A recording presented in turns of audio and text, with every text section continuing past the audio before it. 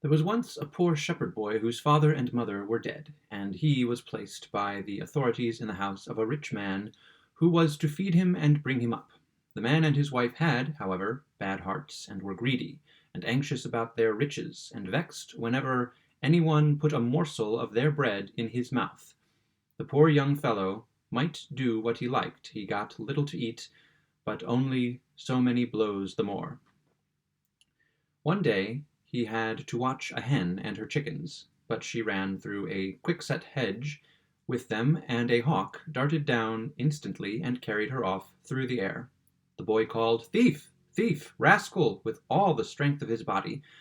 But what good did that do? The hawk did not bring its prey back again.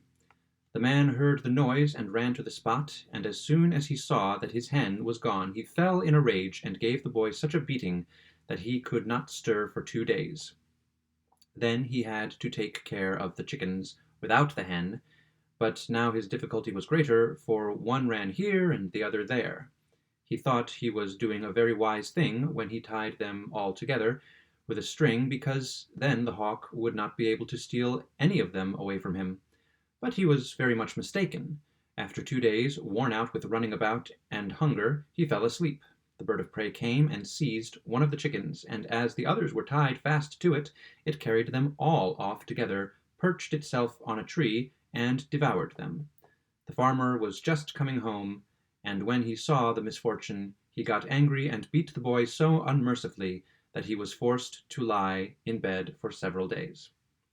When he was on his legs again, the farmer said to him, "You are too stupid for me. I cannot make a herdsman of you. You must go as errand boy." Then he sent him to the judge, to whom he was to carry a basketful of grapes, and he gave him a letter as well. On the way, hunger and thirst tormented the unhappy boy so violently that he ate 2 of the bunches of grapes. He took the basket to the judge, but when the judge had read the letter and counted the bunches, he said, "2 clusters are wanting." The boy confessed quite honestly that, driven by hunger and thirst, he had devoured the 2 which were wanting. The judge wrote a letter to the farmer, and asked for the same number of grapes again. These also the boy had to take to him with a letter. As he again was so extremely hungry and thirsty, he could not help it, and again ate 2 bunches. But first he took the letter out of the basket, put it under a stone, and seated himself thereon in order that the letter might not see and betray him.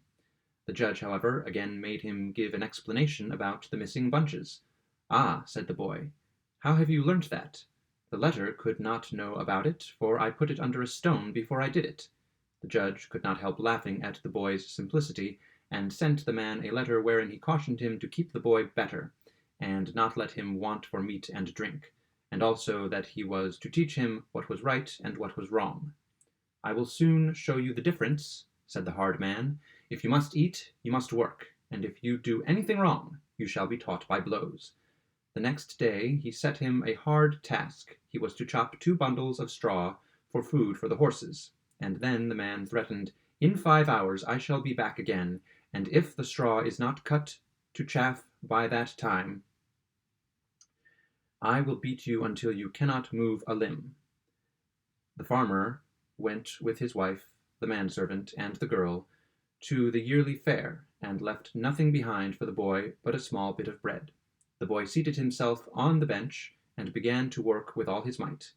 As he got warm over it, he put his little coat off and threw it on the straw. In his terror, lest he should not get done in time, he kept constantly cutting, and in his haste, without noticing it, he chopped his little coat as well as the straw. He became aware of the misfortune too late. There was no repairing it. "Ah," cried he, "now all is over with me. The wicked man did not threaten me for nothing.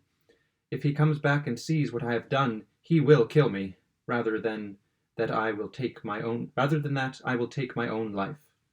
The boy had once heard the farmer's wife say, "I have a pot with poison in it under my bed."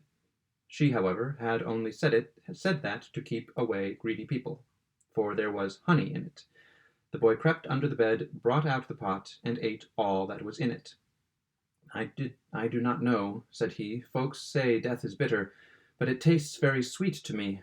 It is no wonder that the farmer's wife has so often longed for death. He seated himself in a little chair and was prepared to die. But instead of becoming weaker, he felt himself strengthened by the nourishing food. It cannot have been poison, thought he, but the farmer once said there was a small bottle of poison for flies in the box in which he keeps his clothes. That, no doubt, will be the true poison, and will bring death to me. It was, however, no poison for flies, but Hungarian wine. The boy got out the bottle and emptied it. "This death tastes sweet too," said he, but shortly after, when the wine began to mount into his brain and stupefy him, he thought his end was drawing near. "I feel that I must die," said he. "I will go away to the churchyard and seek a grave." He staggered out, reached the churchyard, and laid himself in a newly dug grave. He lost his senses more and more. In the neighborhood was an inn where a wedding was being kept. When he heard the music, he fancied he was already in paradise, until at length he lost all consciousness. The poor boy never awoke again. The heat of the strong wine and the cold night dew deprived him of life, and he remained in the grave in which he had laid himself. When the farmer heard the news of the boy's death, he was terrified and afraid of being brought to justice. Indeed, his distress took such a powerful hold of him that he fell fainting to the ground. His wife, who was standing on the hearth with a pan of hot fat, ran to him to help him, but the flames darted against the pan, and the whole house caught fire. In a few hours it lay in ashes, and the rest of the years they had to live they passed in poverty and misery, tormented by the pangs of conscience.